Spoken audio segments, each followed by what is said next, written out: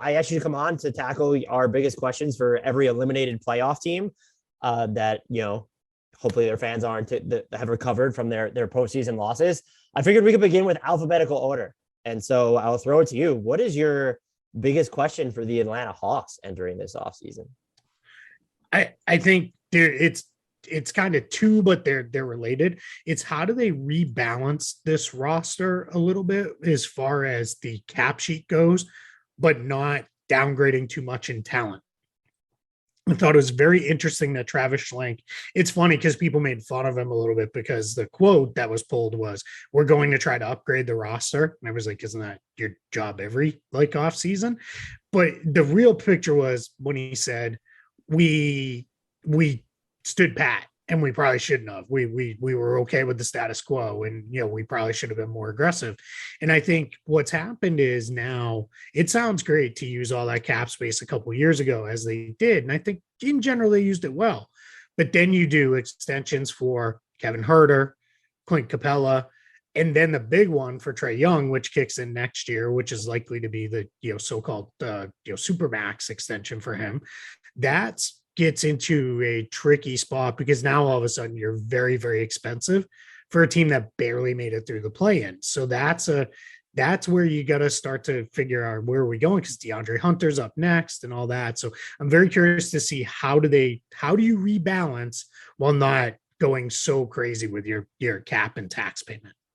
Right. And they're not a team that's going to just eat all those sort of extra costs. And they Correct. Do have I think Gallinari is $5 million partial guarantee at 21.5. My question was along the similar lines. And when you look at their cap sheet is how do they everyone's like, they need to make a consolidation trade.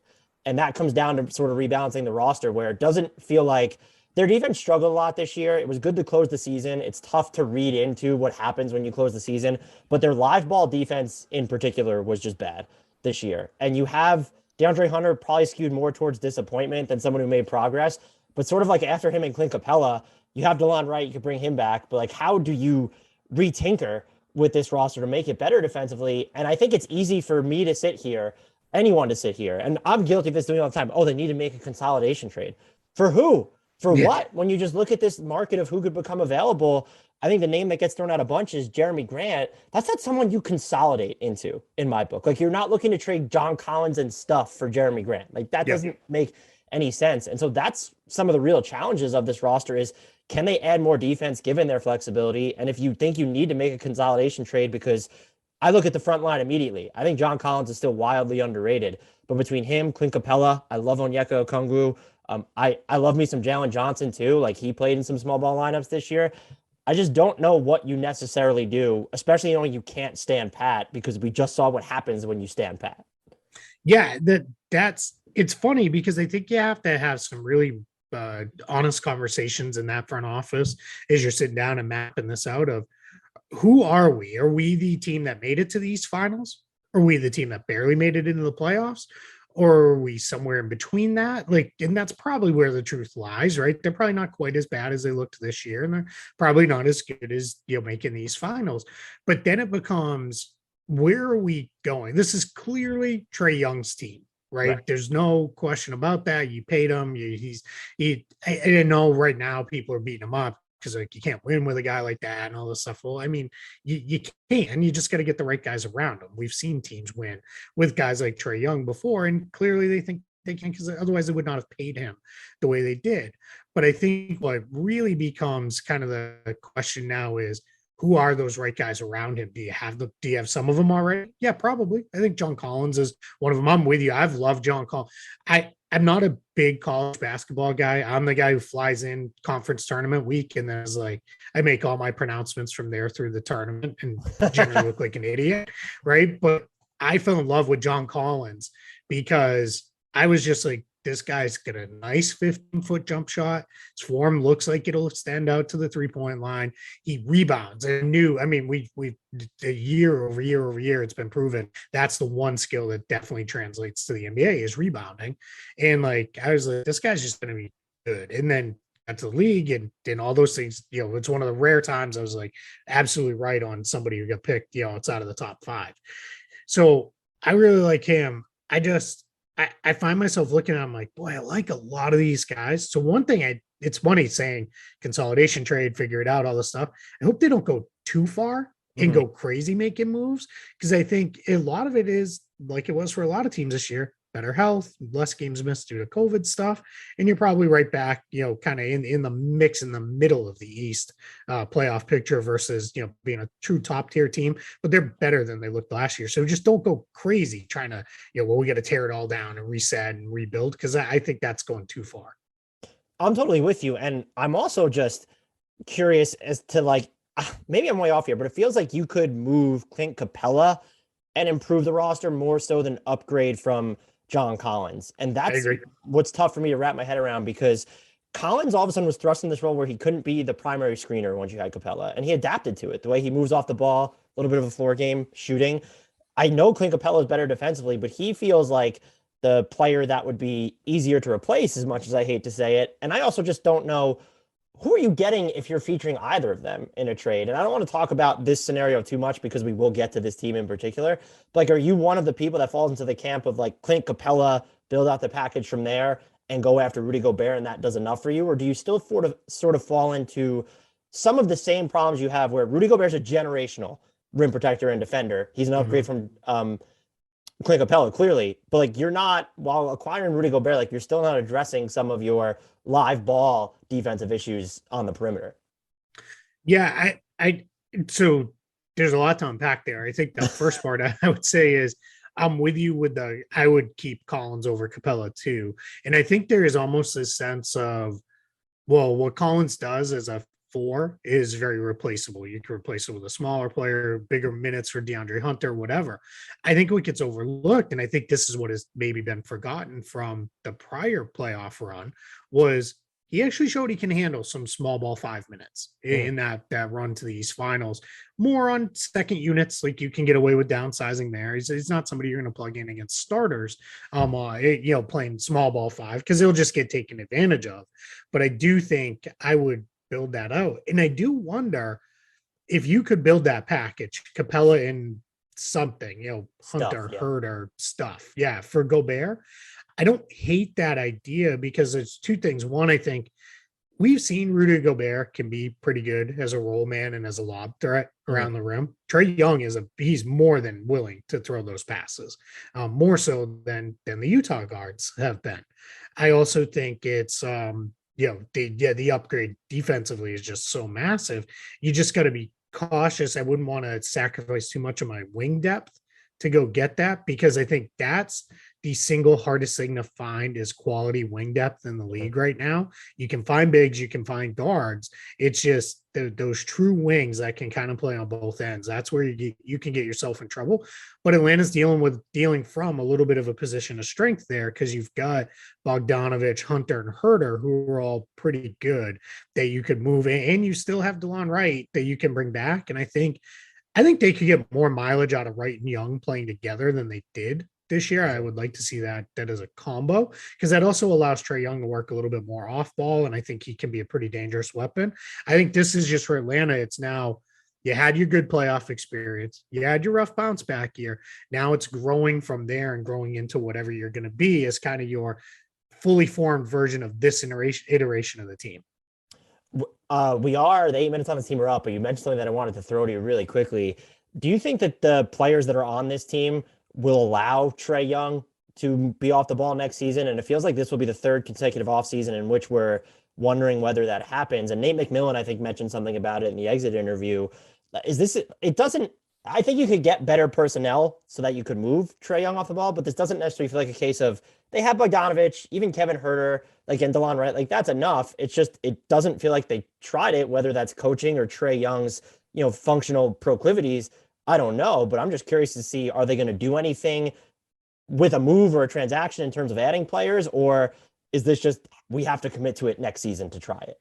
Yeah, I think I think just general, this is an opinion I've had for a little bit now, and it's kind of been formulating for a couple of years. I think when somebody wants to play a really dominant offensive player off ball, one of the things is seems to be, to make it work, you have to have a big that can really pass.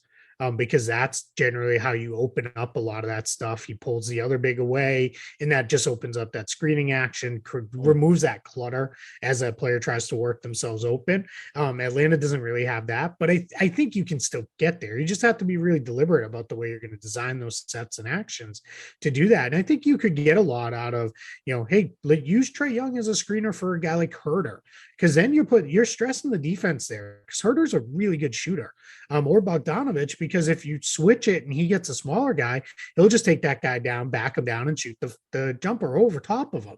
So that's where I think you could get a lot more creative. It just, you got to have somebody to deliver that pass. But whether it's DeLon Wright, maybe you could put a little bit more on Collins' plate to do those kind of things. I do think that is something you have to figure out, because I think that's the best way to unlock and make the game easier for Trae Young as well. Just imagining Trae Young setting screens. Hopefully he's better at those than defending screens. Yeah, right. I mean, teams are just going to kind of, blow through him almost like he's a ghost, right? Because it's going to be like, wait, was there the screen there? I didn't feel it. I will say it does seem like his game would be more scalable in that regard offensively than if you tried to use Luka or ever James Harden in that type of role, where people compare him to them so often. I do feel like there's a little bit of a difference there based off the way he shoots and the way we've seen him move. And I don't want to be the millionth person to make the Steph Curry comp here, but they get a lot out of Steph setting really crappy screens and slipping them, because the defense is so worried about where he's going to go and whether that, over the years.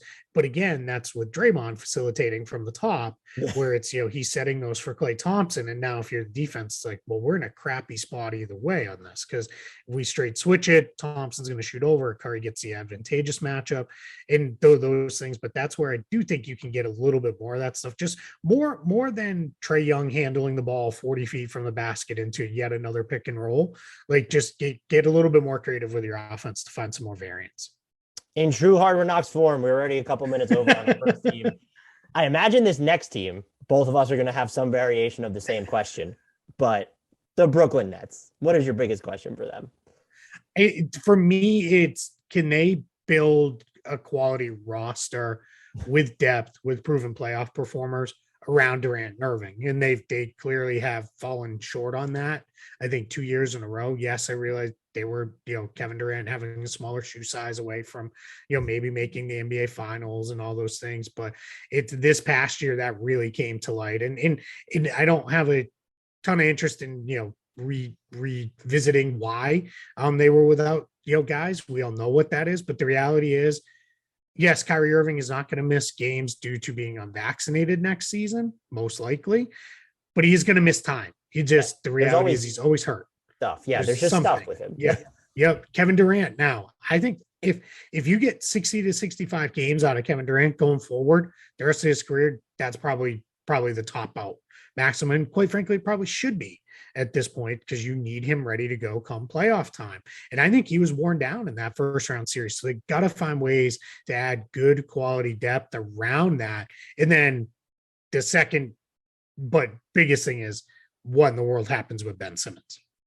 Yeah, that was my question, was about his fit. And I sent that to you before we heard news that he was going to have back surgery, maybe even as we're recording this. That's what the update was from the Nets. That sucks. Like, back injuries are fickle. I want to know what happened to where he was cleared for contact on April 19th to you fast forward 2.5, 3 weeks, and now he's having back surgery. That is, I hope he's okay. They said the recovery timeline's 3 to 4 months. That's just, that's an iffy timeline when you're looking at trying to get ready for training camp in the season.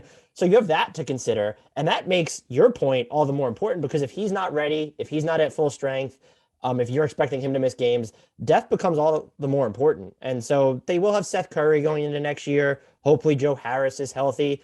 Nicholas Claxton's going to be a free agent. And he was probably, after Bruce Brown, their most important defender. Hey, Bruce Brown's a free agent too. Are you paying these guys? Is Joe Tsai going to be annoyed that he just funneled all this luxury tax money into what was a borderline NBA lottery team? They were a play-in team at this point. And you mentioned even the Kevin Durant stuff. Like, Steve Nash came out in, I think, December before KD's injury and said, yeah, he's playing an unsafe amount of minutes. And then he comes back, and by the end of the season, he's still playing that same type of workload. I don't know what they do there. They do have some picks now and some intriguing players on that roster where they can make moves. Their needs are many, though, I would say. And once Ben Simmons comes back, and I don't know where you land on this, a lot of people just assume he's going to be this clean fit. I get what he does for you defensively. And because we saw what the Nets did, KD and Bruce Brown a little bit as the front court, like I have no doubt in my mind they could make Ben Simmons work and, while not having too many non-shooters on the court, even though the makeup of their roster right now could make that difficult.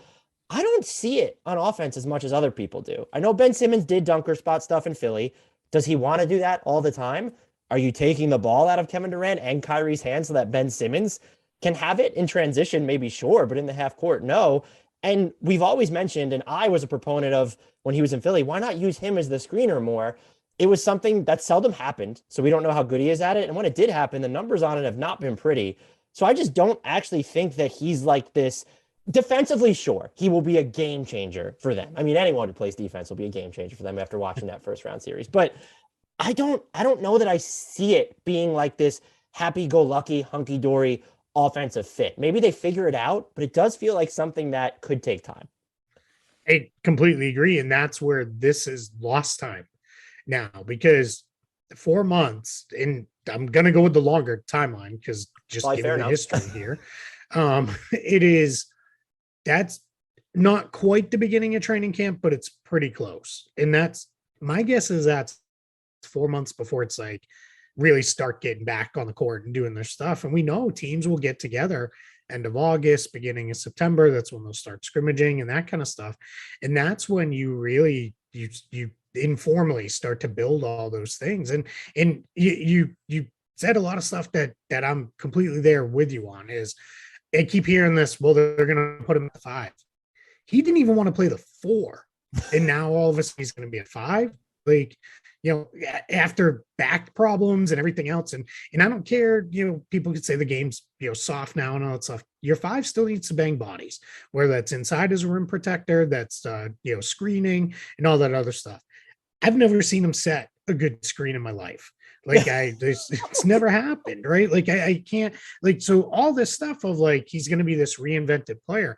I also go back to, I've made it and said it a million times. Yes, his ideal role is something like what Draymond Green does for the Warriors. The biggest single difference is there is a major difference between a bad shooter and a non-shooter. Bad shooters, Marcus Smart, for the large chunks of his career, was a bad shooter, but you still had to guard him because at least every 5 games, he was going to have one of those 7 for 8 kind of nights. And it was like, now we got to get out there. Draymond's not a good shooter, but you still have to guard him because he's still going to take them. But with Simmons, I've seen guys, not only do they not close out, they turn their back because they just know he's not going to do anything out there with the ball. And, I always go back to when Philly played the minutes they would play him and TJ McConnell together. It was like you're playing 3-on-5 on offense because neither one of those guys wants to shoot ever. Like they just don't want to. So that's where it gets very messy. I'm with you defensively. He is the most versatile defensive player in the league. He truly guards 1 through 5, and he guards all 5 spots well. With a full year, hopefully healthy, coming back, I don't expect to see much slippage there. It's that offensive fit though that gets a little weird. And yeah, I've dreamed about the whole Kyrie, Curry, Harris, Durant, Simmons lineups because I think that could be devastating to teams. That starts to turn into, boy, that's a big ask for Ben Simmons defensively. Because that's, I know Joe Harris is better than he gets credit for, but Curry and Kyrie, they don't have a whole lot of interest on that end of the floor. KD, it's spotty when he brings it or not, but yeah, I'm with you. I don't think it's there. And one thing I want to go all the way back to what you said is Joe Tsai going to be willing to just dump a ton more luxury tax into this team? He just came out on the record and complained about how he's not happy they didn't make money through the Barclays Center and all that stuff was a problem. So I don't think this is a Warriors situation where it's just keep spending. We'll keep spending and this will all sort itself out, a decade from now. I think he's in a situation where he's going to curb it at some point and say, hey, this is we're done throwing good minutes after or good money after bad. Like we have to, sort through this. And eventually that's going to cost him a player or two. And is that Bruce Brown or Nick Claxton? Yeah, maybe if other teams, throw the right offers their way, it could get kind of tough to keep those guys. I'm totally with you on all those fronts. The point you made about Marcus Smart, like there's value in the volume, and it's why Ben Simmons, like you can't even compare him to what Giannis does as well. Yeah. He's still been willing to take shots from the perimeter. The next team that we have up in this exercise is the Chicago Bulls. What is your biggest question for them entering the offseason? How do you find the right fits that improve your defense, but don't take away from what you were offensively? And I'm removing the questions of health because I tend to be an optimist with those things, and hopefully Ball and Levine, if Levine resigns, right? I guess that's probably the real biggest question is Zach Levine going to resign? Because he didn't exactly say, "Yep, I'm back. Let's go" at his exit interview. He did leave that a little open, but that's how do you find the right defensive fits, and can you make it work with this three-wing group that you're kind of playing with Pat Williams, DeRozan, and Levine? I think maybe you can, but I don't know if Vucevic is the right guy to anchor the back line against that group. I think they've got some questions that they've got to figure out, just as far as improving that defense enough, because once it started slipping, I mean it fell like going over the edge of a waterfall or something. Like it was not even close. Like it got really bad. So they've got to figure out a way to fix that. Yeah, I'm trying to think, like, is Zach Levine's free agency, do you anticipate it being an issue? Just based off what they've done, I've assumed that he is a no-brainer max player, and I don't know why at this point they would equivocate on giving it to him personally. Yeah, I think that's more of Zach Levine saying, "Hey, I've never done this." Because let's remember, right? He signed an offer sheet with the Kings, and the Bulls matched it, and then that's been it for his entire career so far. He's played, on those two contracts. So I think he's probably looking forward to, hey, let's, hey Lakers, there's absolutely no way you can acquire me, but sure, I'll come to LA and wine and dine me. Let's have some fun. So I think there is, that sense. Yeah, you want your guys to come out of a season saying, yes, I'm re-signing here, I'm going to stay. But the problem is anything goes sideways with that, no one ever blames the team. Everybody rips the player, and it ends up in a whole ugly conversation. So I want to see it get to a point for Levine where, yeah, don't mess around, re-sign him. You're built to win right now. If could that be an issue 4 years, year 5? Yeah, maybe. But deal with that when it comes. Get him re-signed. You signed DeRozan and Ball for now, for to win right now. So get that sorted and go. Because I don't want that to be don't be silly about this. But it's Jerry Reinsdorf, so that can occasionally gets a little messy. My biggest question for them is, because I'm just assuming Zach Levine is going to come back, is do they have like the every possession wing on their team that they need in a playoff series, whether you think that's Patrick Williams, and that's in addition to Alex Caruso and Lonzo Ball, or whether you think it could be Ayo Dosunmu, or do they have the assets necessary or the gall necessary to go out and get that guy? If they were linked to Jeremy Grant pretty heavily at the trade deadline, and you look at, they have that pick in the future owed to Orlando, that certainly makes their trade packages a little bit more challenging. And I think they might look at it from the perspective of, well, what if Patrick Williams and Lonzo Ball and Alex Caruso were all healthy the entire season? I think we've seen at this point with every single team, you can't just bank on getting even close to great health. Do you see them being aggressive and trying to get maybe more of a veteran presence on the wings, or is this going to be more of a we'll pay Zach Levine and we think that our team is going to be good enough as is if it's healthy? Yeah, I was a big proponent before the injuries became too much. I thought at the trade deadline, they were built to trade guys, young guys, maybe even Patrick Williams, because at the time, I remember he was out and missed a large chunk of the season. Do you trade him and Kobe White and something and go get Harrison Barnes, Jeremy Grant, somebody like that? I thought those guys would have been perfect fits because I just didn't think they were going to have that size come playoffs. And then, of course, they got the worst possible matchup they could in the box for them because they don't have anybody who could handle Giannis. And that's, breaking news, right? Team can't defend Giannis. But you've got to figure that out. I want to see them get either somebody who is a true 4-sized guy, but can ideally play inside outside, so like a Barnes or a Grant, or get somebody who's a 4-5 that allows you to take Vucevic off the floor at the end of games, and you can slide that guy over to the 5, and then you can scale up your lineups with Ball and Caruso in the backcourt, Levine and DeRozan on the wing, and you hopefully can put together a good enough defense. Do you think that I know some people have floated, I don't want to get too much into the Jazz territory, but there are people that have floated that they could upgrade from the Vooch minutes at this point at the 5. And I don't want to say I'm firmly against that, but it feels like, should you really be doing that when you gave up so much to get him? So now you're going to take more stuff. That's the word of this podcast. Attach it to Vooch and then try and upgrade the center spot. And look, his connective passing and just volume from the outside is important when you're working with DeMar DeRozan powered offense, because he's not a non-shooter. Like, he's an expert in the mid-range, but he's not someone who's going to chuck a ton of threes. And you also have, Lonzo Ball and Levine, good high-volume three-point shooters now. You don't have the luxury of volume necessarily a lot of your wing spots. Caruso's not the best shooter either. And that's also something you probably need to take into account if you're going to go after that 3-4 type player that joins, a Levine and DeMar DeRozan as your primary building blocks.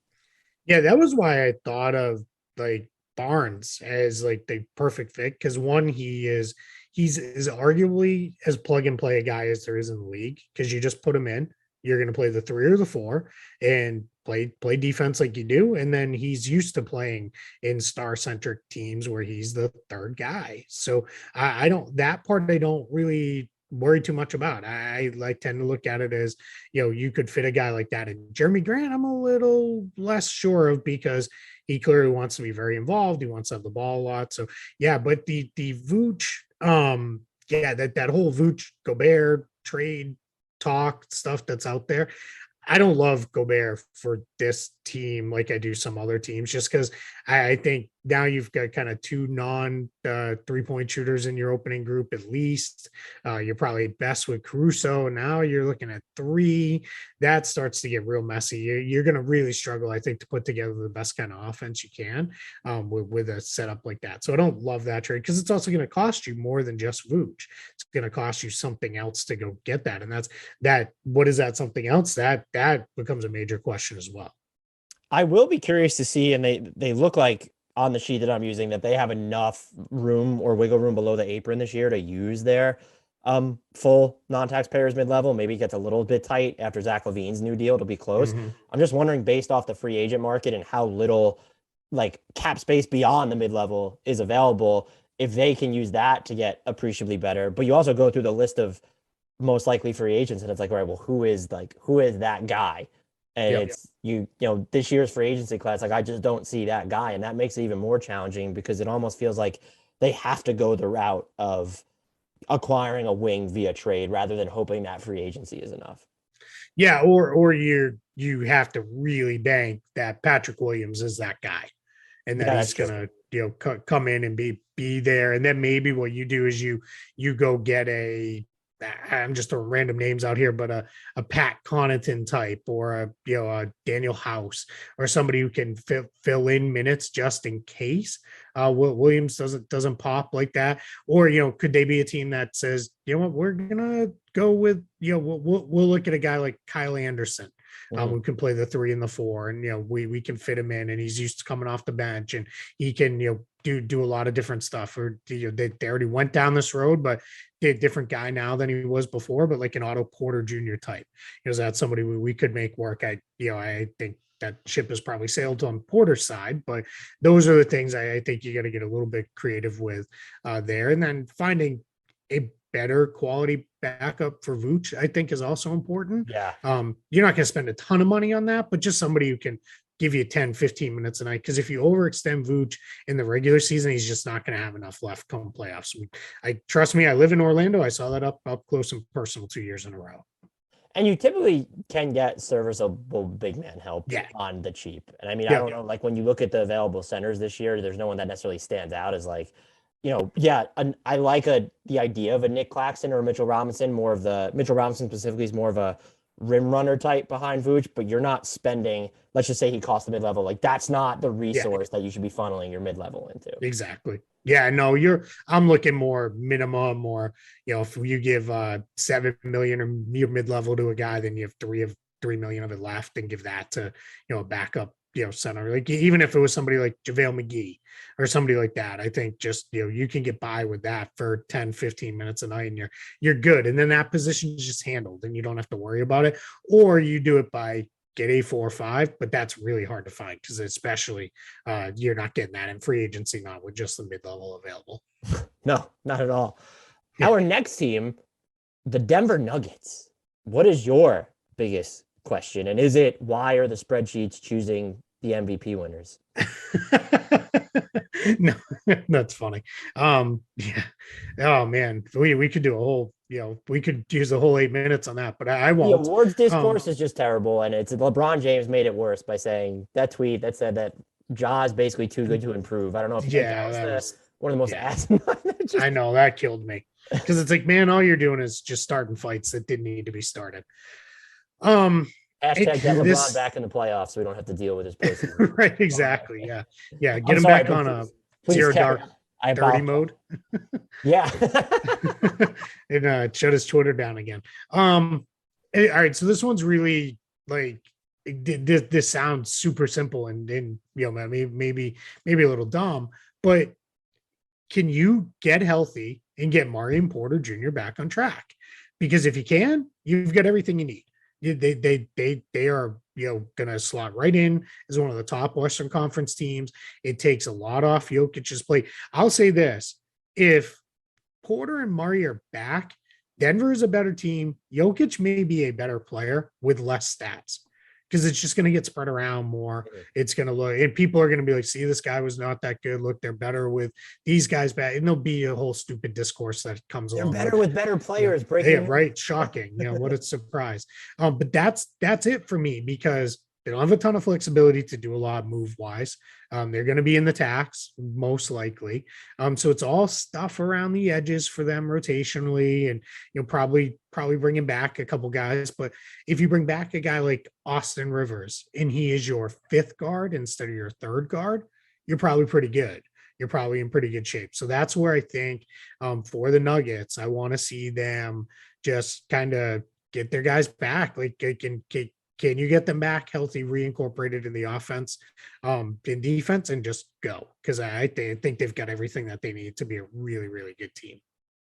Yeah, if Murray never gets injured last year, I'm just very intrigued to see how the playoffs would have unfolded. For me, there's obviously that's in there. Look, I don't think we can count on Murray's coming back from a serious injury. We know that ACLs are not the career ruiners they used to be. The Michael Porter Jr. back issues are harrowing. And so we just can't assume that he's going to be playing in a ton of games. You still get enough. Even if you just have Jamal Murray on a consistent basis, it does so much for this team. I look at this team, and one of these 3 concerns I think is clearly less of a priority than the other because Murray and Porter Jr. can both be great shooters in their own right. But given the flexibility or the limited flexibility or zero flexibility that they have, just because they're going to be in the luxury tax, given that, and whatever trade assets they do have, are they able to address, I would say, at least 2 of the 3 in the sense of better point of attack defense? I think Aaron Gordon's he's fantastic. He's going to be overtaxed in that role, and you need better options there. Overall shooting, and then improving or at least consistent proofing the minutes behind Nikola Jokic at the 5. I like Jeff Green. I like Zeke Naji, but it feels like you need a different 5 option there. That should not be your top priority because Nikola Jokic exists, but those are 3 needs that I identify for the roster. And I'm just, point of attack defense is just going to be tough to find, even if you're willing to throw your whole mid level at someone. And I'm very curious to see if they are able to, aside from the returns of Murray and Porter Jr., whether they're able to do anything with this roster that upgrades it or at least changes the cosmetic makeup of the rotation a little bit more. Yeah, I don't know that they can get there money wise, especially to pull them away from Brooklyn. But a guy like Bruce Brown, I think would fit this team perfectly with what he does on offense. It's hard because, right, you have to very much believe that the 40% 3-point shooting is real and scalable with more volume. Like even if it dips to 36 or 37, but on 4 attempts per game, that's you're good there. You're solid enough. He's a good cutter. He's a good passer. He can screen. He can do all their things.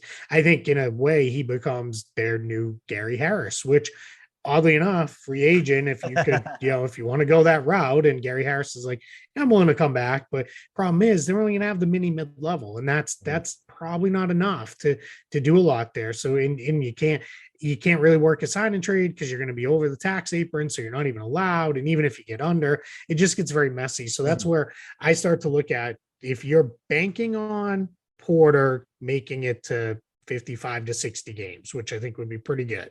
I think you can feel solid about that. Can you trade Will Barton? Because at that point, Will Barton goes back to that 6-man role. Can you trade him for, maybe a little more defense and something that looks a little different, for you really kind of go back into that, 3-guard rotation with Murray, Morris, and somebody, whether that's a Harris type or a Brown type or something like that, I think could make a lot of sense. It's getting that move. It's a good front office. Tim Connolly does a really good job. But yeah, I'm with you. You got to get some form of better perimeter defense out there. And ideally something with a little bit of size and switchability so that it's not all falling to, all right, Aaron Gordon, just take whoever the guy is. Cause I like Aaron Gordon a lot as a player. I think he gets made into this, defensive stopper that he's never really been. He's a good defender, but he's not the guy you lock onto somebody and say, all right, that guy's gone. Like he's out for the night. Like it's just that's not who he is on defense. Yeah, and look, I feel like his entire, and you would know this, being based out of Florida, just like feels like he's been miscast on both ends of the floor for a majority of his career, which is just wild to happen. There doesn't seem like, you mentioned they have the mid-level, and let's assume they're willing to spend it. Is that even enough to get you like DeLon Wright? I don't know. I thought about, it depends on what direction this team is going to go, but do they have enough asset equity to try and trade for Kentavious Caldwell-Pope, someone who's going to give you more defense and then some shooting? You probably don't want him handling the ball too much, but he'll want to handle the ball a bunch, I'm sure. That seems like maybe the ceiling on a trade or signing acquisition that they would have. And I might even think that I'm being too pipe dreamy there, but that's the player archetype that I feel this team is short of even with Murray and Porter Jr. being like one of the inarguable heavyweights in the West. They should be, if they're healthy, one of the heavyweights in the West anyway. Nikola Jokic is just fantastic. Murray's fantastic. And there's a trickle down effect for everyone on offense, but there needs to be a very real infusion of defensive talent on this roster, I think, at least for the playoffs. Yeah, I completely agree. I think a sneaky target pending health and return for them could have been a guy like Gary Payton II. I think you could really make a guy like him work there. It also weakens a team in theory, you need to get through in the West, because you'd be taking him away from the Warriors. I would think, considering he's made relatively nothing in his career, the mid-level might be enough. Now the Warriors, clearly there's no spending cap to what they'll spend, and they could, pay him that same amount of money too. So, that may be a challenge to pull him away, because we often see guys like that, when they make it, they feel that loyalty to the team that finally like got them there and those kind of things. But a guy like him would make sense if you really wanted to change it up. I know, he's getting a little long in the tooth, but I think he's still got something left. Again, talking 4th, 5th kind of guard here, a guy like Avery Bradley, could maybe help a little bit, but you're talking minimum signings, and that's, is that going to be enough guy on a minimum? I don't know, but yeah, that's the Peyton one jumps out to me. It was my favorite target for every team, is I think like, man, they need an on-ball defender that can really kind of guard 1 through 3 and hold his own, and isn't going to cost you a lot and doesn't really need or want the ball. And that's turned into, where do we go, with this? But it's, that's, now we'll see, hopefully he's, back healthy and looks pretty good. I'm a little worried. I started getting those Andrew Bogut like worries, like, man, he broke his elbow and that was never the same player again. And it's his left elbow and he's left-handed. So that's, scary too. He was like my favorite target for so many teams. I had the New Orleans Pelicans was my favorite fit for him, but yeah. And I was wondering if he was going to get the full non-taxpayers mid-level from someone, and that's what would price him out of Golden State. Look, this next team, I don't know if you noticed that you're talking to apparently one of the foremost jokes in Minnesota Timberwolves circles, per my Twitter mentions. No. Yeah, that's me, apparently. Well because I think the Pelicans and Clippers are more likely to make the playoffs next year than the Timberwolves. So that means that I don't do my job or my research.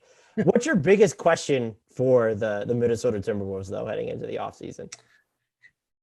So the big kind of overarching question is, what's next? Because the last time they were in this position, they kind of fumbled it and it didn't go great. Now I realize Jimmy Butler basically lit everything on fire and then, ran out of the building screaming. Like, I get that, but you got to get this right from a personnel standpoint. People are going way too far. That I've seen some of the, like, see, Cat's not a winner. Like, you got to think about, that's ridiculous. Like, stop. Like, He's that's a just top 15, top 20 players. Yeah, Like, it's just, let's move on. He's ridiculously good. Did he have kind of a bad series at times? Yes. Was his final game not good? 100%. Like, that 35-foot 3-pointer he took early in the clock, like, that was just dumb. But that's part of the process, is figuring that stuff out as you get to that stage. They have a D'Angelo Russell problem. You can't have a $30 million player on your bench in the fourth quarter. That's just, it doesn't work. So you got to figure out something with that spot. I'm not a Malik Beasley guy. I could not be more of an Anthony Edwards guy. I think he is fantastic. I love a lot of their role players. I thought they missed an opportunity. Was it game 2 maybe that they lost? It didn't play Jordan McLaughlin at all. Like, that can't happen. You got to have that guy, needs to be out there. So I really like him. I really like Jared Vanderbilt. I love McDaniels. I think he's, is going to be really something there. So I like a lot of their pieces. Patrick Beverley, there's just too much Patrick Beverley sometimes in games. Yeah, I guess. like tweeting at home on the couch while watching the playoffs that are being eliminated that they didn't give up 47 to Jaws. Yeah, that was exactly. Yeah, the comment I made on the live show was, "Well, you tweeted this from the couch, dude." And if I remember, you may not have given up 47, but it's not like John Morant didn't have some huge games in that series too. But I like him. Like, I think he's good. I think clearly he was great for them as a tone setter, especially defensively. And somebody who, I think it was good to have somebody to come in and challenge the younger guys and say, like, "Hey, you need to do this, you need to do that." Because I think there was just too much comfort level with that. But I guess I don't have any one big question other than, what do you do with D'Angelo Russell? If you do move him, where does that leave you with Cat? Because we know that they're super close. Yeah. Like, but you, at some point, you can be friends. I mean, LeBron's buddies up until later, born on all of his teams, and like, they were all buddies and doing their things, like, and stuff. So yeah, I just, you got to get that sorted and figure that out. And I thought, by the way, I'm in love with Jaden McDaniels as well. He's great. I'm with you. D'Angelo Russell was better than he probably got credit for during the regular season. The issue is, as you mentioned, being on the bench in the fourth quarter at a pivotal moment in the playoffs. Other than that, it's just, can you have $31+ million funneled into such a high variance player, whether it's the regular season or the playoffs? And the answer is no. You can't. And especially when, maybe if he was sort of more of a lifeline for you offensively, and I get that he gets them into, he's like a connective tissue a lot of the times for them on offense, but you have Anthony Edwards now, who's just that, he's going to contend for like best player in the NBA at some point in his career, pretty close to that tier. And so put the ball in his hands more. And I'm also more of an advocate of just I know there's Cat's decision-making out of double teams could be wonky, but part of the reasons why it feels like he disappears or makes some poor decisions at times is that the offense isn't necessarily run through him as much as it should be. I agree. That's the inherent risk of having what your best player, or if you think Anthony Edwards has usurped him, I would push back against that, but having your best or second best player not be such a central focus of starting offensive plays. Like, yeah, he could finish them, but when you're more of a play finisher, you only have so much influence over what's happening. I just don't know what you're able, like, they could make an interesting package, but to me, the D'Angelo Russell, him being an expiring contract and a useful player, that does help you if you pair him with the word of this podcast stuff. But you get into the realm of, like, who are you getting? And do you want to give up Jaden McDaniels in addition to picks to get said player? I look at this team and still think probably their biggest need is like maybe a cleaner fit at the 4, just because Jared Vanderbilt can compromise your spacing a little bit. Do you want to play McDaniels at the 4 a ton? They're a good Jeremy Grant destination, I guess. Is that also how we're back to this question with Jeremy Grant extension looming, knowing the player he is? Like, is that someone who can be considered your all-in play? And that was sort of my question, is whether they have the asset equity and the urgency / impetus to be like, not just super aggressive, but make that all-in play on the trade market, assuming the opportunity even presents itself. Or are they better off trying to do something in between, where it's, depending on what Sacramento does, Harrison Barnes would be great for this team as well. So I have so many questions for a roster that seems like it's so close on the cusp of something. Like if you have Karl-Anthony Towns and Anthony Edwards, like there's an element of, wow, okay, you're so damn close. And it's like, but the finishing touches still feel like they're further away and that the roster could stand to get deeper and that some of the lineup combinations need to be ironed out a bit. And I call it the four, but I'm not a big fan of positions, but like that front court spot alongside Karl-Anthony Towns feels like that might have the potential for the most growth, unless you think it's, maybe the three spot, but like that 3-4 spot would be an area of the biggest need for me. Yeah, I think your point of, do you make it an all-in trade? And if you do, you better make the right one, because you're just you run the risk of painting yourself into too much of a corner roster wise and flexibility wise. You could end up in a really bad spot, and that's where I think you've got to be really careful with the way you do this. And the best value in the NBA remains really great players on rookie scale deals, even when it's Anthony Edwards and it's one of the higher ones, but that only lasts for 4 seasons. So you got to get it right, before that's up, because then after that, he's going to be a max guy, potentially even a super max guy, pending, where his career goes. I think there's a very good chance that's where that turns into. And then Towns at the same time is going to be up for his next contract. And that's where you're running into, you got to get these next moves right, wherever it is. And I'm with you. I think there's 2 big needs here. One is a more traditional point guard that can just get you into your stuff. And maybe that's the guy who can tell Cat, no more drifting out here. Don't set the screen and then slowly meander off to the weak side corner like he tends to do in those kind of things. No, set the screen, roll hard, or get your butt in the post. Like, I'm going to get you the ball. We'll get that worked out. Challenge is, Chris Paul exists one place, and that's Phoenix. So, who else, right? Who else can be that guy? Because it's not Patrick Beverley. He can say those things, but he's not going to be the one who delivers the ball and gets it there. I do wonder, as odd as it sounds, because he was a former Wolf, but like, is there a play to be made to get a guy like Tyus Jones back and say, you know what, we can give him a bigger role, let him do it. Now, he's not necessarily that veteran voice, but just a steady hand who can run your stuff, get your guys where they need to be, and do those kind of things. But it's guys like that. That's where I'd be looking. And I'm with you. I'd like to see them get just a different kind of 4 out there. Maybe somebody who can provide some weak side shot blocking alongside Towns or something like that. Somebody who can just kind of help him out and not leave it to like, hey, you got to do the rim protection and all this other stuff.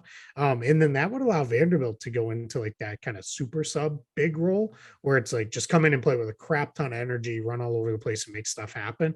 Those are arguably my favorite kind of players in the league. Like, I love guys like that, because there's always a place for them on really good teams. I just think right now you're a little overextended with Vanderbilt, despite the fact that I really, really like his game. So yeah, those would be the 2 roster things I was looking at. But that point guard, that's the tricky part. And maybe that's where the Russell trade comes up, is, getting that guy that can tell Towns like, all right, man, hey, we got to do this. And also, just as importantly, say, hey, we're going to run through Ant right now, right? He's going to be the guy. We're going to run, the next 10 minutes or tonight or this series, whatever it is. Like, he's going to be the guy. You're still going to get touches and be involved. And I don't think Cat is the kind of guy who's going to bristle at that. I think he'd be okay. I think he seems like the kind of guy who's like, are we going to win? Great, cool, I'm good. Let's go. I don't think he's the kind of, he's got to be involved. Like, he's not going to be content to just be out there. But yeah, that's what I'm looking for, is who's that next guy to say go, because right now I think it's too many guys who all defer to each other. Like, it's a whole bunch of like, no, you go. It's like coming to a 4-way stop. And everybody's like, you go. And then you're just kind of passing it around the 4-way stop and nobody actually goes. It's like, all right, somebody has to take control here. That's the way it should be. I'm also wondering if they have the potential to make like the offbeat move of the offseason. Just when you look at the names they've been linked to over the past year, like they were linked to loosely Miles Turner, John Collins when he was headed into restricted free agency. And I'm guessing that Towns gives you a lot of flexibility up front, but it also seems like their defensive rebounding it's an issue, and it's something that they're going to need to address. But they also seem to be very confident in the way that Chris Finch is going to coach their defense and how aggressive they are, the number of turnovers they're going to force, that maybe they're more inclined than the numbers would suggest, because they had the best offense in the league over like the past half of the season, to go after to not lean in more into offense, but to maybe take a bigger risk where it's, oh, this feels like more of an offense first move or a way to change up the offense more so than it does to solidify some of the holes or flaws that you have on defense. I actually kind of respect that belief. I don't know if it works. We'd have to see, but it does seem like they're open to sort of whatever, just judging off of who and what they've been linked to, even loosely in the past. I think sometimes there in the NBA, there is too much of a rush to change the other side of the ball from what makes you special. And I just wrote about this with the New York Knicks. They were so good defensively, but what they did was we have to upgrade our offense. And by picking Evan Fournier and Kemba Walker, who are not good defenders, you didn't upgrade your offense enough to offset that slippage that you were no longer a super special defense. And that's where I'm kind of with you, where sometimes I think we still, no matter, I mean, it's going to be 2040 and people assume that defense wins championships, right? And it's like, there's truth to it, sure. But like, who are the guys who make this Wolves defense really, really good that they could get? They may not exist. So yeah, why not go lean more towards your offense? Like, there's nothing wrong with that. Like, it's, if you become such an unstoppable scoring team, it can be really hard then. It almost doesn't matter where your defense is, as long as it's okay enough, as long as it's 15 to 20 and not 25 to 30, you can be fine as long as you're, top 1, 2, 3 defense or offense rather. So yeah, I just, sometimes I feel like teams get too stuck on, we have to find this great balance when that great balance doesn't always exist. And I know all the stats say you could have a top 10 defense and offense if you want to win a championship and all that stuff. I get all that, but it's, only one team's going to win the title. For me, it's put yourself in position and maybe be that team, and things break right. It's not the end of the world. The next team might be my favorite team to watch during the offseason, the New Orleans Pelicans. Yeah. What is your biggest question for them entering this summer? All right. I'm going to take the Zion one off the table because it's Zion, right? Like, what happens? Like, can he play? Can you reincorporate him? Can everything Zion, right? For me, they have one free agent, like a non-two-way guys. They have one free agent. So it's where do they go with the rest of the roster? Because you've got, you kind of look at it and I find it hard in their top 10, 11 guys to really look at somebody where, well, that's the spot I really want to upgrade. That's the one I want to replace. And again, this is all assuming Zion is there, but when they're 5.8 million under the tax. They're about 11.8 or so under the apron. I look at it and I start to say, all right, well, that's enough where you could, as long as you want to go into the tax, or you feel like we can get out of a deal later if we need to, you can use that full mid-level, go get somebody, because as we talked about a while back, is there's not a ton of cap space out there. So what turns into is the mid-level then that's real spending power. You can get something where in a market where 5, 6, 7 teams have cap space, they may not have that same spending power. So that's what obviously it's Zion. Fully get that. But if it's not him, where are you going? But what is it that you need to upgrade? Because I kind of like a lot of what they've already got in place. Yeah, and I'm with you. And look, people will look at the record and say, well, why are you expecting a huge jump from them? Why are they so good? They weren't even great after the CJ McCollum trade. They just took the best team in the NBA to 6 games. Devin Booker was missing, but hey, so was Zion for the Pelicans. And I think also, I was so impressed with how Willie Green had them hustling in transition on defense specifically after they started. Yeah. What was it, 3-16 or whatever. And the fact you found Herb Jones and Jose Alvarado, them having another year of experience, I think this team adding Zion, and I'd be with you. I guess I won't. I've been told it's not a non-issue, but like he's not going anywhere. Like there's just, will he sign an extension or get to restricted free agency? To me is the question, and I would probably lean towards some version of an extension. But so yeah, I'm with you that that's not the issue. I'm more like, well, what could this team be with him? And the two things that stand out, I think Zion with Ingram and Steve McCollum gives you flexibility in the sense that you can change up your looks at the quote unquote one. And they need a better option than Devontae Graham right now. Like just someone who's not shooting the ball as well as they used to and became a defensive liability, playoff liability for them big time. I also think, though, if you're going to be playing Zion Williamson, you need to upgrade like the rim protection element of your roster. And I know Pelicans fans will tell me that Jonas Valanciunas is a better defender than credited and that he is technically a floor spacer at this point. I'll agree with all that. I know Jackson Hayes can be frenetic on the defensive end as well. I still think there's room to upgrade from there. A lot of people think maybe Larry Nance Jr. is just more of the answer and that you don't need to. I still said New Orleans should be in on a Miles Turner trade if he becomes or stays available. And I'll stand by that. If you don't want that, I'm in love with Larry Nance Jr. and the way he played. I got Danny Green to the Raptors throw-in vibes when he was just thrown into that CJ McCollum deal with New Orleans. So they are set up, but it feels like if you can get like, we mentioned Gary Payton the second, even a Tyus Jones type option at the one, like going from Devontae Graham to that. Is there a trade you can make where, look, you have this Lakers pick now, and what can you attach to that? You have stackable contracts, even if they're not on players that teams deem useful, or even if they're not on particularly high-end contracts, like Devontae Graham's deal is not aging too well at this point.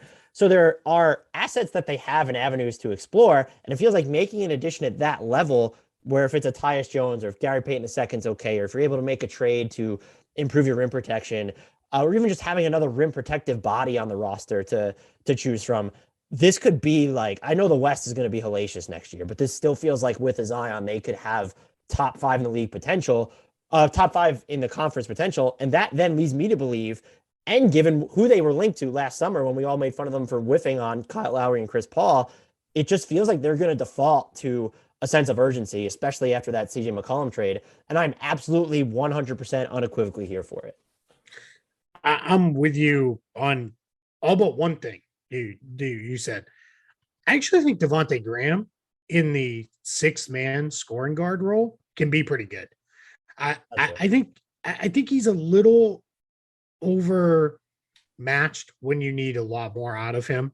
But now you've got McCollum. McCollum's going to clearly be the point guard. I'm putting it in quotations because it's not right. He's not going to function that way necessarily traditionally, but he's going to be the one in all terms. And what he'll really defend is the weaker of the two guards, because Herb Jones will take the better of the two.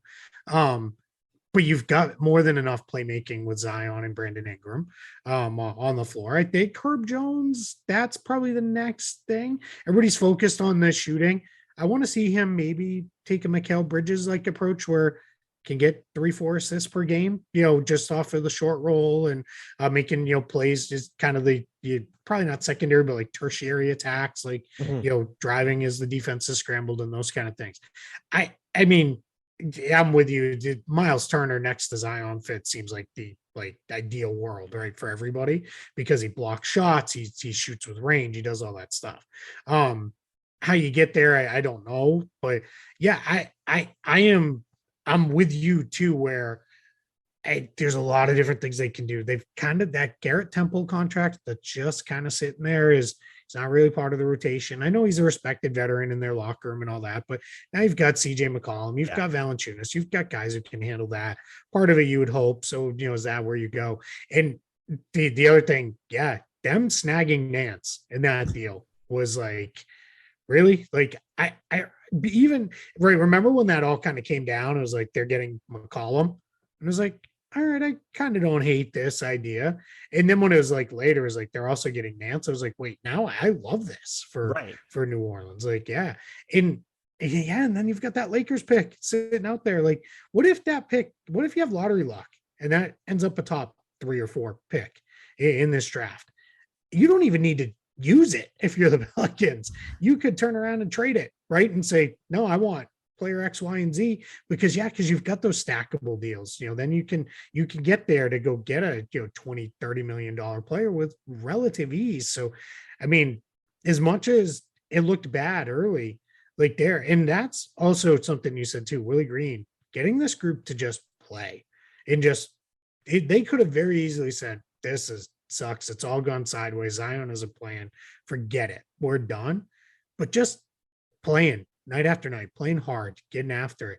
So big. I mean, that's why they were able to even make the play-in tournament. And then winning from there, big. I think they nailed a coach hire with him. I think this team is really set up to make that big jump next year. And maybe that's low-hanging fruit because Zion will be back, but I don't know how low-hanging fruit that really even is. And the final thing I'll add here is that if they're not going to go like we want the better rim protection right around Zion, I'd like to probably see them pick up a bigger wing to just encourage more of the smaller looks with Nance on the court. You have Trey Murphy III, you have Herb Jones.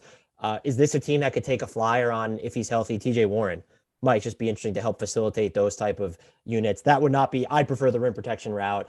And that was a great point on Devontae Graham, is that you could maybe argue that he was miscast. I would probably still, I think, him in the 6-man role makes so much sense, but I would still keep an option open, like if you could change up the looks at the one. But he's not on a deal that's backbreaking, so that's a great point. Him in a 6-man role is completely different. But look, you can't take minutes away from Jose Alvarado now. Like, that's just no, sure. Yeah. But that's the nice thing, right? Because if all of a sudden, if you're sitting in like, all right, you know what, we have enough bench scoring, we've got enough depth at the one. Graham's contract is not so bad. Teams would look at that and say, all right, yeah, we can get him in and bring him in here, make him work. It's our scoring bench option, because you nailed that Alvarado find, undrafted 2-way and then onto the roster. Like they that's great. When you can pick those guys off. And then we didn't even mention them, but I think Trey Murphy is going to make a big jump next year. I think you're going to see, it took a long time for them to use him this year. And I remember just so many Pelicans fans like, play Trey Murphy. What is going on? Please play him. Please play him. I tend to trust coaches. No, right? They see these guys every single day. So they know. But when he finally was ready, and I think a lot of it was he didn't know anything what he's doing defensively. He was such a train wreck early in the year defensively. When he finally started to figure out, all right, this is the way we want to play. Hey, you got something there. Is at least, that's a big time bench shooting option. And that's something every good team is looking for. Now the Pelicans don't have to find it. They've already got it. And I think it says a lot about how intriguing this team is that we just didn't even mention, like, what if there's a bounce back year from Najee Marshall? And what happens if Kyra Lewis is just healthy? Is he still, they have a lot of different things they could do. I think, again, they're like one of the 3 teams I'm going to be watching the most this offseason. Our final 2, and this is another team that I'm emotionally attached to for some reason. I have no idea why, but over the past 3 or 4 years, right before the Kawhi Leonard trade, I just developed an emotional attachment to the Toronto Raptors. What is your biggest question for them entering the offseason? What is the plan, I guess, long term to make this sustainable? Because, it sounds cool to have all these dudes who are 6'7" through 6'9" with super long arms. Does it really work? Like, does that fit? Where are we going with this? How do you change and upgrade? Do you need more of a true old school 5 presence? I tend to doubt it, but I also think you're asking an awful lot of Pascal Siakam if you're going to ask him to play the 5, 82 games and then be fresh and ready for the playoffs. I just think that's a big ask. But just what is the plan? Now I say that with very little skepticism because there's no GM in the league I trust more to figure it out than Masai Ujiri and Bobby Webster and that front office staff there. And I also will say, when is the next time Masai takes the home run cut? Because it's coming.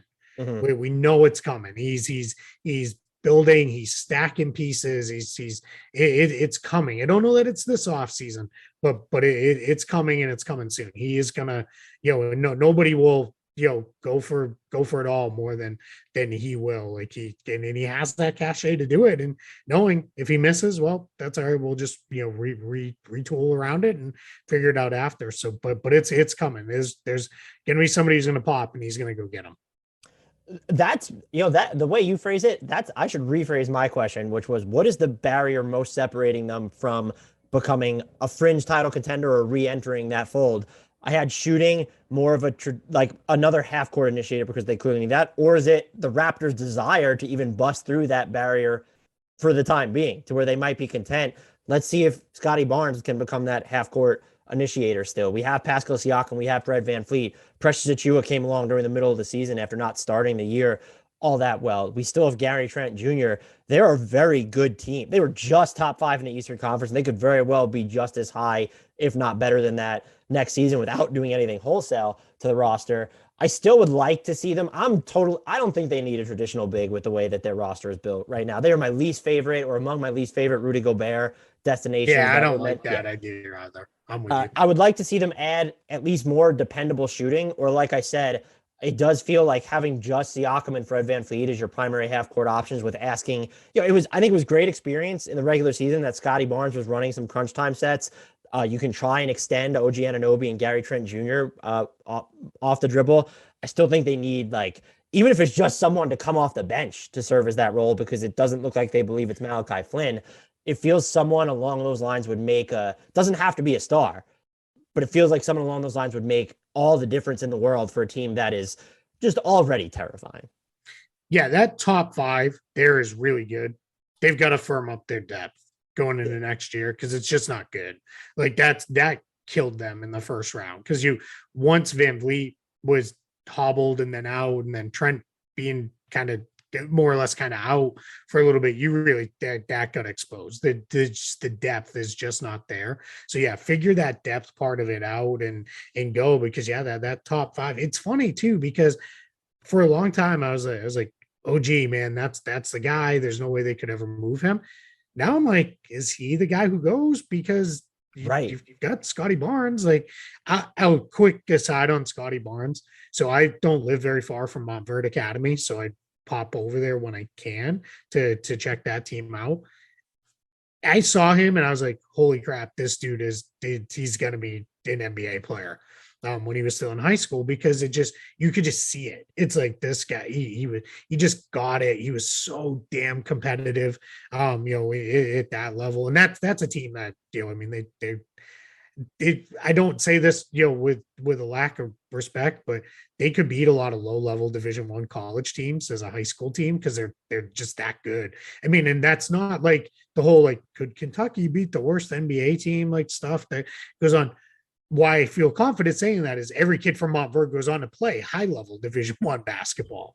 So it's not like every kid from Kentucky makes it into the NBA.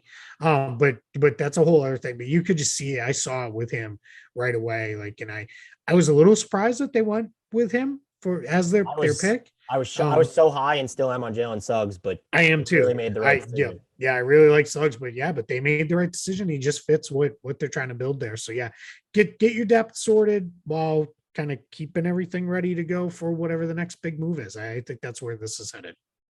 I also question there, I guess because you have an OG Anunoby, or if you deem Fred VanVleet expendable for some reason, I don't think you would. And then you have Gary Trent Jr. Just, they're not owed. They already traded away like their own first this year. They don't have like a ton of these extra firsts. And so I would question their ability and willingness by extension to go after such a large acquisition now, because it feels like it's going to take 2 of your mission critical players. And I think some people might say that Pascal Siakam's available in the right trade offer. You probably say the same thing for like all but 10 guys in the league. So that doesn't really hold weight. To me, he's as close to completely untouchable as you would have after the season he just turned in. And that's why I expect them to continue along this gradual path. But if they could even just do something like slightly on the margins, and there's like no names that spring to mind. I thought, and I know how free agency works, that Toronto doesn't typically bag them. They were, with their mid-level, to me, like a super interesting Victor Oladipo team. I just don't know whether he wants to go to Toronto. No offense, Toronto seems like a great city. But a move of that caliber, where it's not a home, maybe it's like a double as opposed to a single, feels like it would really position them to make even more of a ruckus in the East next year.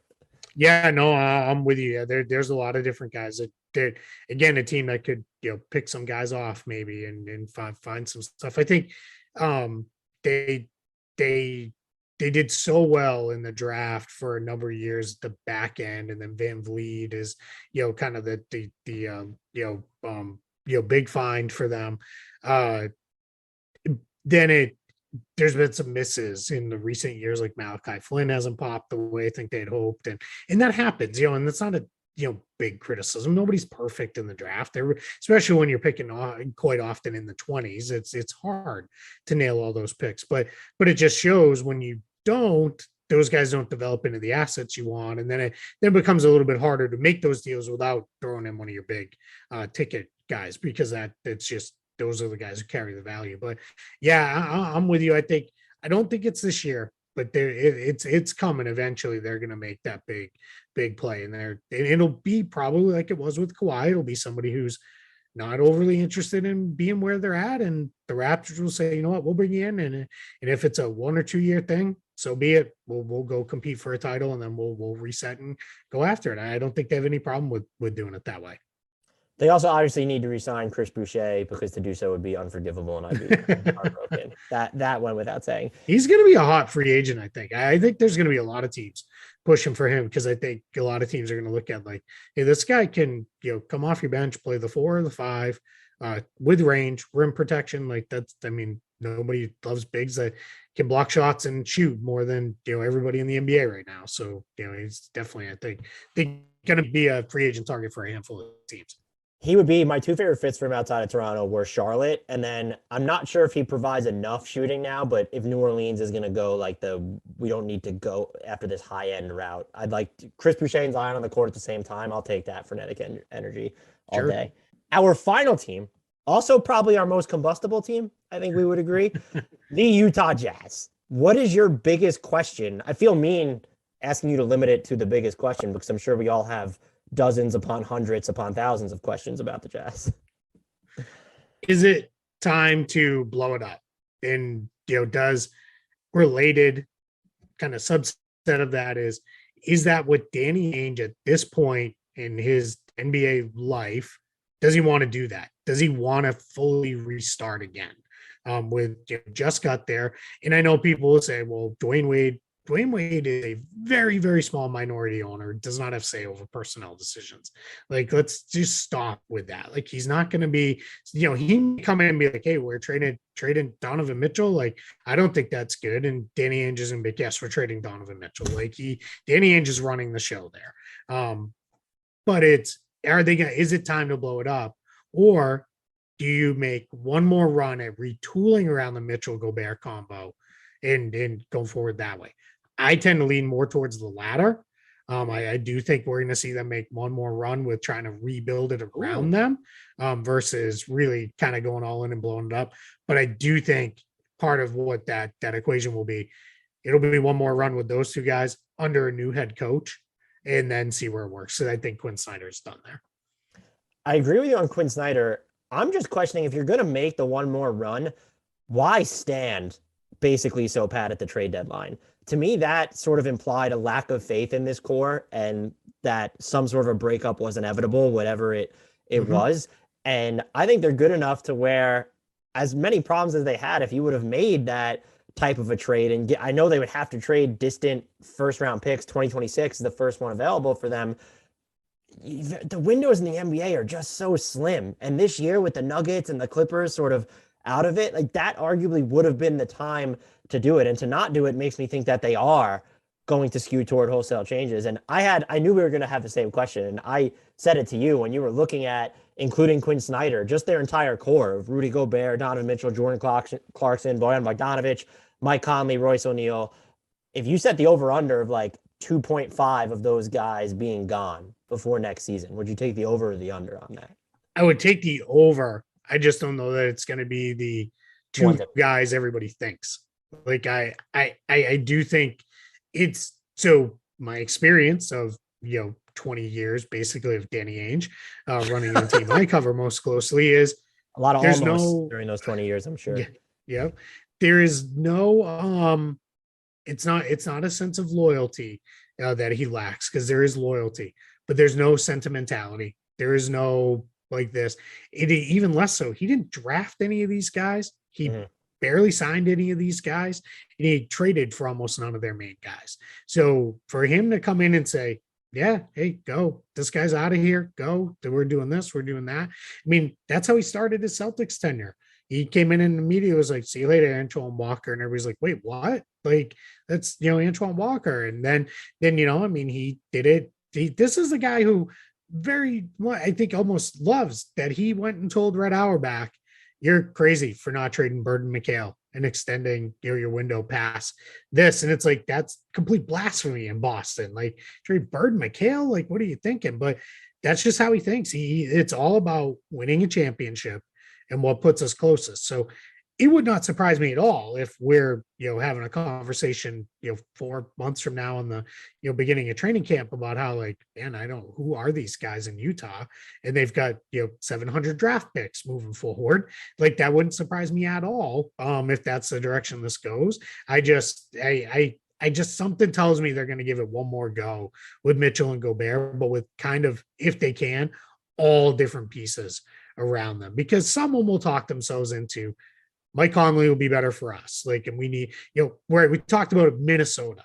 If you're Minnesota and you're like, we need that veteran point guard who can just kind of set us and get us there, could they talk themselves into, yeah, Mike Conley's good. And if you're the Jazz, could you be like, yeah, maybe D'Angelo Russell would be okay. Like, scoring. He's not an Ainge guy, so that's not a perfect fit by any means. But like someone will talk themselves into Mike Conley and we'll see. But I just, something tells me they're going to give it one more run around those two. What's actually, you kind of just talking me into that was, I kind of thought if you were going to move one of Rudy Gobert or Donovan Mitchell, you might as well move both of them, because you're not going to get better in either situation. I will not, I know Rudy Gobert has his limitations on offense, but you're just not going to talk me into the Jazz being better. And so if you give it one more shot, it makes it, Donovan Mitchell's trade value still fine. He'll have 2 more guaranteed years left on his deal. You also see, I would also argue that I know some people, and I was going to throw this to you, have posed the idea of, what if you just rebuild or retooled around Gobert instead of Donovan Mitchell? I just can't talk myself into a scenario where that happens when you look at Gobert's age and how, if you trade Mitchell, regardless of what you think of Mitchell, he is your number one. If you don't think he could be the number one, you trade Mitchell, now you need a 1 and a 2, is what you're saying. Because like you're starting from scratch there. And just given the age timeline, the fact that we don't see these mid-20s players so early in their rookie scales become available, I would be staunchly against going that route. If you're going to trade Mitchell, you might as well trade Gobert. And maybe it becomes easier to go the super seismic path if you give it one more go. And it's, okay, look, we tried. There will be 2 more years left on Rudy Gobert's. Well, 3 more years after next year. 3 more years after next year. Donovan Mitchell will be a free agent in 2 years with that player option. Maybe that's when you make that call. I personally, though, I'm prepared for anything in Utah this offseason, with the exception of an actual Donovan Mitchell trade, because that just feels so far-fetched relative to what we know about how these players' contracts end up panning out throughout the course of history. Yeah, and I also think this is where the Ainge factor comes in too. He has historically built teams around a good on-ball point guard, or at least on-ball guard, without a lot of concerns, even if the guy is considered to be undersized or not, whether that was, Rondo or kind of early on, when he rebuilt the Celtics, and then Kyrie and Kemba Walker and Isaiah Thomas, like he was content to, build teams around that. So yeah, I don't think Mitchell's the one who goes. If anybody's going to go this summer, it's going to be Gobert. Mm-hmm. I feel very confident in that. And I think that's one too. We mentioned a couple teams, but there are teams that'll say like, all right, yeah, hey, we're bringing him in. This is a, every year he's a top, defensive player of the year candidate. And he's going to be the new backbone of our defense. And we're going to set everything around, what he does defensively and blah, blah, blah, blah, blah. And that's why that becomes easy. So I think trading Mitchell is weird. I tend to think if you traded Mitchell and kept Gobert and you got the Mitchell trade right, you can build a really good team around Rudy Gobert. If you trade Gobert and keep Mitchell, as long as you got to get the right kind of guys, you could potentially still build a great team. I just think that's the difference. I think Mitchell is a guy who can be the star, the leader of a great team. And I think Gobert is the guy who can kind of be the star, the leader of a really good team. But maybe the answer is just keep them both together and find the right players around them, and you can be a great team then too.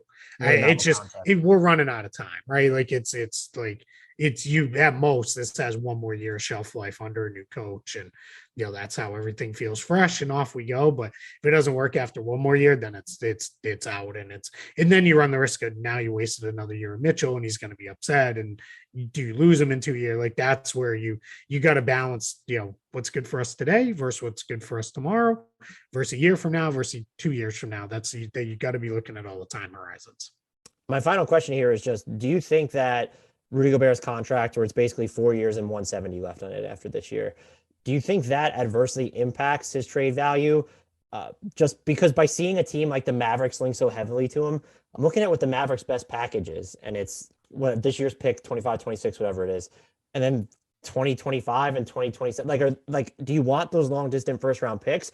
And the other issue there is, are the Jazz even looking to fully reset if they're moving Gobert? Are they trying to remain competitive around Donovan Mitchell immediately? Because that would make a package that Dallas can offer, I would argue, much less attractive. And so what do you think would happen if they wind up moving Gobert? Are we going to be shocked at how little he goes for, or are people just generally underrating what his market will be? I think it's more the latter. I think there is still, I mean, this guy still wins defensive player of the year or is in contention for it every season. And I don't see why that would necessarily change, at least over the next 2 or 3 years. Yeah, you can't bring him in and be like, here's our, great two-way star, right? Because it's just not what he is offensively. But I think a lot of other teams would look at him and be like, hey, this dude gives Team USA all sorts of problems on offense in the Olympics. Like, why can we not, get him and just get him the ball on the roll and lobs and all those other things? So that's where, I think some team will buy in and he'll go for a, pretty good package of stuff. I also, though, if I was the Jazz, I would not be upset if, I could get picks, 3-4 years down the line now, maybe even 5 or 6, because I do think there's potential that when Gobert goes, as far as like ages out, it's just going to go quick and it's going to be done. He's going to fall into the realm of, now he's just a backup who can do some stuff. It's just kind of how guys like him go. So I would not be too afraid of taking on longer term assets, because then all of a sudden, unless that's a team that can really flip and reset very quickly, like the Lakers can, if I'm not saying there's a trade to be made there, but if it's a team like that, then I don't know that I want, picks, that are 5-6 years out. But if I can get them from another team that, might struggle a little bit to reset things, yeah, I'm content to go that direction for sure.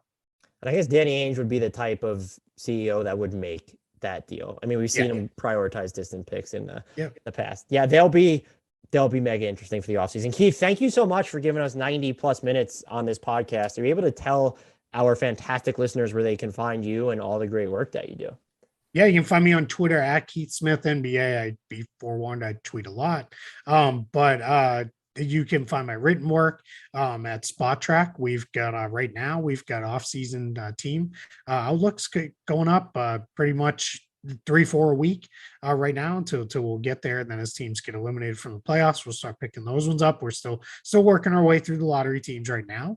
And then if you're, for whatever reason, looking for super Celtics specific coverage, Celtics blog is part of SB Nation. And then if you like this kind of stuff, talking about trades, transactions, and all that stuff, NBA Front Office Show, that's our YouTube show with Trevor Lane and I. It's also a podcast version. Check that out. We have a lot of fun. We get into a lot of different stuff there and a lot of just deep NBA talk.